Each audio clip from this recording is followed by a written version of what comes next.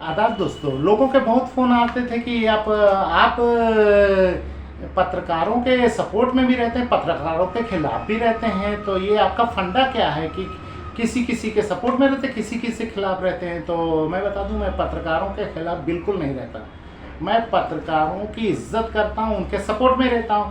हाँ, भड़ुआ दलाल के खिलाफ रहता हूं यार। देखो, पत्रकारिता एक जुनून का काम है, पत्रकारिता में पैसा नहीं मिलता। आप पता कर लीजिएगा, जो आपके यहाँ ज़िला ब्यूरो होंगे बड़े बड़े अखबारों के, उनको 10-12 हज़ार से ज़्यादा सैलरी नहीं मिलती। 10-12 हज़ार में वो पान, पुकार, सिगरेट, बीड़ी और चाय पी सकते हैं, फिर खर्चा कैसे चलेगा।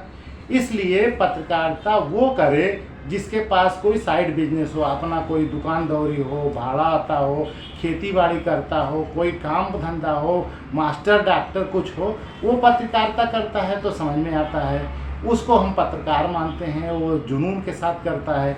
और जो सुबह 9 बजे थाने पे जाके बैठ जाता है, 11 बजे थाने से उठ के फिर ब्लॉक पे जाता है, 1 बजे तक ब्लॉक पे बैठा रहता है, फिर ये 2 बजे से 3 बजे, 3:30 बजे तहसील पे बैठा रहता है, उसके बाद 4 बजे निकल के आते हैं, चाय की दुकान पे बैठ के झूठ साज बोल के शाम को, अरे भैया तो 5,000 रुपया इसका हम लेंगे, नहीं 5,000 नहीं दे पाएंगे, 2 दे दो, नहीं तो 500 रुपया दे दो, गाड़िया में तेल भरा दो, मोबाइल और रिचार्ज कर दो, अच्छा ठू पुकार खिया दो। तो ये पत्रकार नहीं, ये सब भड़वे दलाल हैं यार। जो थाने पे 9 बजे पहुंच जाए वो समझ लो दलाल है, वो पत्रकार नहीं है। आप बताइए, पत्रकार, कोई पत्रकार है तो रात को 12 बजे उसको फ़ोन जाएगा कि फला चौराहे पे एक्सीडेंट हो गया, उसको तो भागा भागा आना पड़ेगा। वो अपना कैमरा लेके आए, कितना पैसा मिलेगा? 1 रुपया नहीं मिलता। घर वाले, उसकी बीवी क्या कहेगी, बड़े इमरजेंसी में गए हैं, आज तो डबल तनख्वाह आई, पता चला नहीं जो जेब में था वो भी चला गया। तो ऐसे जब वो रोज़ करेगा और पैसा नहीं आएगा तो घर वाले भी झगड़ा करेंगे। तो ये जुनून का काम है, पत्रकारिता जुनून का काम है, ये भड़ुए दलालों का काम नहीं है। और पत्रकारिता बदनाम भी इसीलिए है कि ये जो दलाल लोग हैं, ये पैसा लेके मांग के इधर उधर खबर चलाएंगे, खबर बना के दिखाएंगे आपको, यही खबर है, डाल दूंगा, इतना रुपया दे दो, नहीं तो इतना रुपया दे दो, नहीं पुकरवे खिया दो। बहुत से लोगों में जानता हूँ, जैसे कहेंगे नहीं मोबाइल रिचार्ज करा दो, नहीं तो 600 रुपये पेट्रोल डाल दो, नहीं चलो पुकार खिया दो, चाय पिया दो, इतने में पड़ जाते हो। आप पत्रकार उनको कहेंगे, वो दलाल हैं, वो अपना पत्रकार बताते हैं, हालांकि पत्रकार उत्रकार नहीं है। तो ऐसे लोग नहीं। जो पत्रकार आप पता कर लीजिए, कुछ पत्रकार मैं जानता हूँ खेती किसानी करते हैं, 3-3 4-4 दिन उनके अखबार में खबरें नहीं आती, पता करो क्यों नहीं है, तो नहीं बुआई चलत रही, कटाई चलत रही, यानी पत्रकारिता छोड़ देते हैं। क्योंकि उनको, वो अगर यही पत्रकारिता करते रहेंगे तो खाएंगे क्या, उनके पास खर्चा कहाँ से आएगा, क्योंकि पत्रकारिता में तो पैसा मिलता नहीं, तो घर वाले भी निकाल देंगे। अब वो लोग अपना काम करते हैं और फिर पत्रकारिता करते हैं। ऐसे लोग अच्छे होते हैं, इनको माना जाए पत्रकार हैं, इनके लिए लड़ा भी जा सकता है। अब वो माइक आईडी लेके और दलाली करने वाले, चल मैं तोरी सेटिंग लगा दूँ, तोरा माफ़ करा दूँ, तोरी FIR करा दूँ, तोरा फाइनल रिपोर्ट लगवा दूँ, ये दलाल होते हैं, ये पत्रकार नहीं होते हैं। इसलिए मेरी 2 कैटेगरी अलग मैं बांट के रखा हूँ। अच्छा, पत्रकारिता का पेशा जो है वो बहुत ही सम्मानित है। जैसे कहा जाता है ना, मीडिया चौथा स्तंभ है, कहीं नहीं लिखा, कहीं नहीं लिखा है कि मीडिया चौथा स्तंभ है, ये कहा जाता है। और मैं भी दिल से मानता हूँ मीडिया चौथा स्तंभ है। 3 स्तंभ कौन कौन से हैं? विधायिका, संसद और विधानसभा। विधायिका मतलब जो कानून बनाती है। कार्यपालिका, ये जो अधिकारी उसको लागू करते हैं कानून को, DM CDO BDO जो है, सब लोग। न्यायपालिका, अदालतें, ये तीनों स्तंभ हैं, ये लोकतंत्र के स्तंभ हैं तीनों। तो मीडिया चौथा स्तंभ कहाँ से हो गया, ये कैसे बीच में घुस गया? नहीं, मीडिया चौथा स्तंभ है और सब पे भारी। विधायिका तो कानून बनाती है, फिर कार्यपालिका उस कानून को लागू करवाती है, न्यायपालिका उस पे नज़र रखती है, कौन से कानून सही है, कौन सा गलत है, कौन सी चीज़ सही है, कौन सी गलत है, कौन सा केस मुकदमा सही, कौन सा गलत। वो विधायिका और कार्यपालिका के बीच एग्जामिनर की तरह रहती है, डिसाइडेड एग्जामिनर। वो चेक भी करेगी और आदेश भी करेगी, ये न्यायपालिका का काम है। तो मीडिया क्या करेगी? मीडिया गजब है। मीडिया उन तीनों स्तंभों की चीज़ें जनता तक पहुंचाएगी, और जनता की चीज़ें उन तीनों स्तंभों तक पहुंचाएगी। कहाँ सड़क की ज़रूरत है, कहाँ हॉस्पिटल की ज़रूरत, कहाँ स्कूल की ज़रूरत है, ये चीज़ें वो कार्यपालिका को भी बताएगी और विधायिका को भी बताएगी। विधायिका ने कौन सा कानून बनाया है, क्या लागू किया है, वो जनता को भी बताएगी।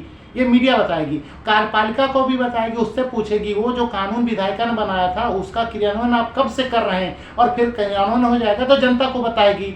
जो न्यायालय ऑर्डर देगा वो जनता को बताएगी, न्यायालय ने आदेश दिया। जनता में जो मांग रोष रहे अपने समाचार पत्र के माध्यम से, अपनी खबर के माध्यम से, वो न्यायपालिका को बताएगी।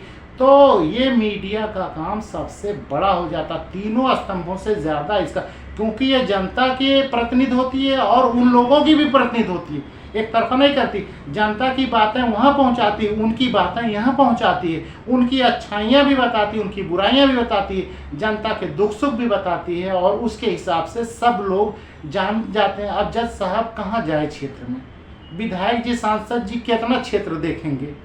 एक सांसद को 15 लाख की आबादी के बीच में एक सांसद होता है, 5 लाख की आबादी के बीच में, 4 लाख की आबादी के बीच में एक विधायक होता है। हमारे यूपी में तो बहुत ज़्यादा 25 लाख की आबादी पे एक सांसद होता है, 8-10 लाख की आबादी पे एक विधायक होता है।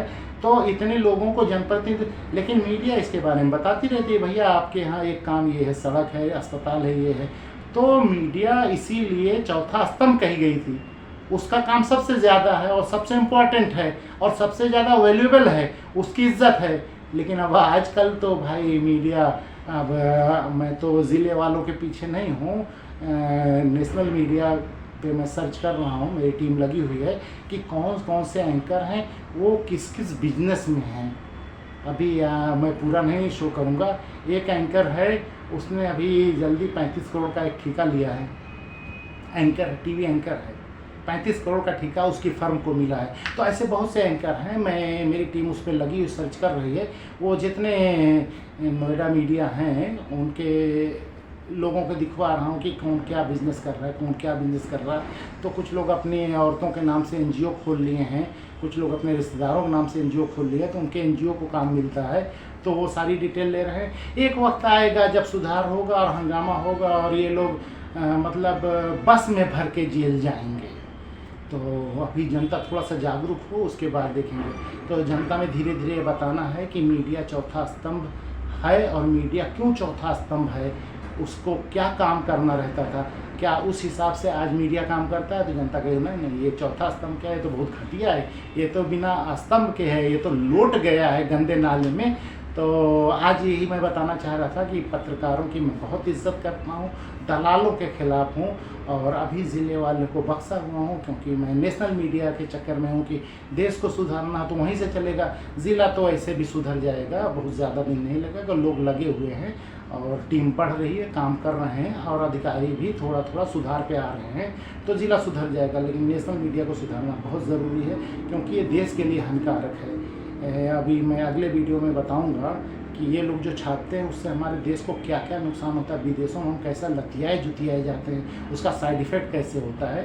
तो आज के लिए इतना ही, और वीडियो को शेयर कीजिए और लोगों को जोड़िए अपने साथ। आप लोगों के मोबाइल में जितने भी व्हाट्सएप ग्रुप हैं या व्हाट्सएप में लोग हैं, उन सबको फॉरवर्ड कीजिए, लोगों में जागरूकता बढ़े।